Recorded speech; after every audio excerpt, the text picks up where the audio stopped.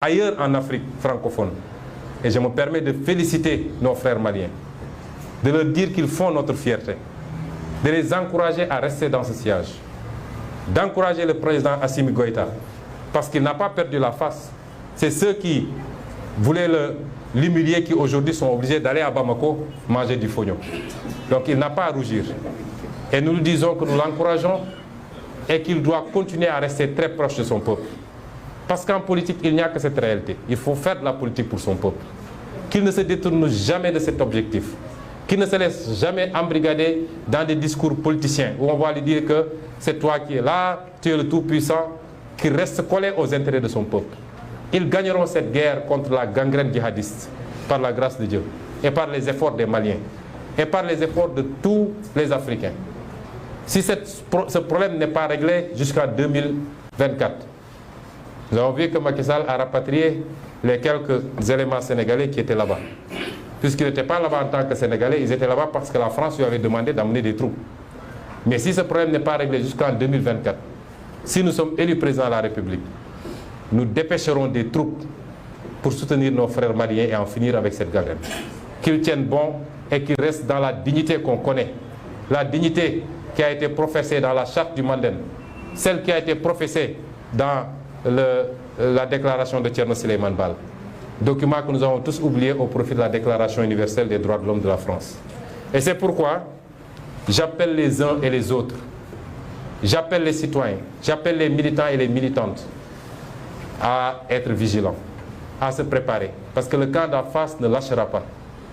Ils ont fomenté un ensemble de dossiers, parce que leur objectif, ce n'est pas d'emprisonner Ousmane Sonko, parce qu'ils savent qu'Ousmane Sonko, à l'intérieur d'une géole, est beaucoup plus difficile à gérer qu'à l'extérieur.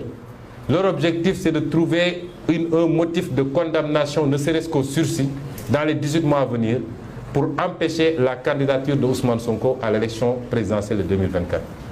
Est-ce que le peuple l'acceptera? Est-ce que vous, militants et militantes, vous l'accepterez? Est-ce que vous, frères africains, vous l'accepterez? Je ne pense pas que oui. Et c'est pourquoi nous vous demandons de vous tenir prêts à faire face à ces projets de forfaiture. Et je l'ai dit et redit. La dernière fois, j'avais dit à la France de lever son coude de notre cou. Ça a trop duré. Des siècles d'esclavage, des décennies de colonisation et des décennies de néocolonisation. Vous ne voyez ça qu'en Afrique dite francophone. Les pays qui ont été colonisés par les anglophones ne vivent pas ce problème-là. Il est temps que cela cesse. La France doit avoir la dignité de l'Allemagne, qui ne repose sur aucune colonie et qui est la première puissance économique de l'Europe. Elle doit avoir la dignité de la Norvège, du Danemark, de toutes les autres puissances, pays européens. Elle doit avoir la dignité de voler de ses propres ailes enfin et de continuer de sucer le sang de ses ex-colonies. Si c'est ça, ne pas aimer la France, je ne l'aime pas. Et ce discours n'est pas dirigé contre le peuple français. Il est entendu, écouté, mais il est dit surtout par beaucoup d'acteurs politiques, d'intellectuels, d'universitaires en France. Il est dit par une bonne partie du peuple français. Ce n'est pas un antagonisme entre nous et le peuple français, il faut qu'on se comprenne bien.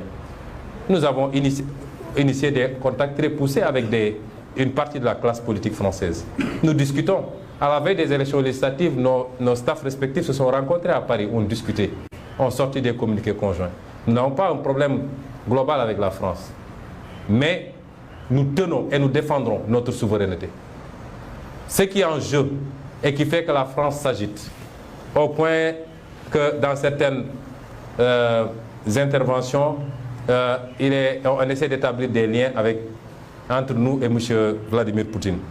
Je tiens à dire que nous n'avons de lien avec aucune puissance étrangère à ce jour. Aucune. Nous n'avons rencontré ou parlé à aucune puissance étrangère à ce jour. Nous ne sommes pas dans cette logique. Dans notre entendement, il n'est pas question de casser une domination pour tomber sur une autre domination. Aujourd'hui, il y a des puissances montantes qui interviennent ici au Sénégal et qui ont des pratiques beaucoup plus nocives que les pratiques françaises, qui viennent nous imposer leurs entreprises, jusqu'à la sous-traitance, qui refusent même que des entreprises sénégalaises sous-traitent, qui ne consomment même pas ce qu'on produit au Sénégal. Tout est importé de chez eux. Ces puissances-là sont beaucoup plus nocives dans la forme de coopération que la France même. Dans notre entendement, il ne s'agit pas d'échanger une domination contre une autre. Il s'agit d'assumer une souveraineté totale, absolue, et de collaborer avec tout le monde dans un sens bien compris de gagnant-gagnant. La France sera un partenaire si elle le désire, mais pas dans les conditions actuelles. La Chine, les États-Unis, tout le monde. Je serais heureux de rencontrer M. Vladimir Poutine. Parce que je suis un homme libre dans un pays libre. J'irai rencontrer M. Poutine si ça devenait possible. Comme je serais heureux de rencontrer M. Biden, de rencontrer le président Buhari, de rencontrer Ramaphosa et tout autre président de la République. Nous n'avons pas de complexe par rapport à ça.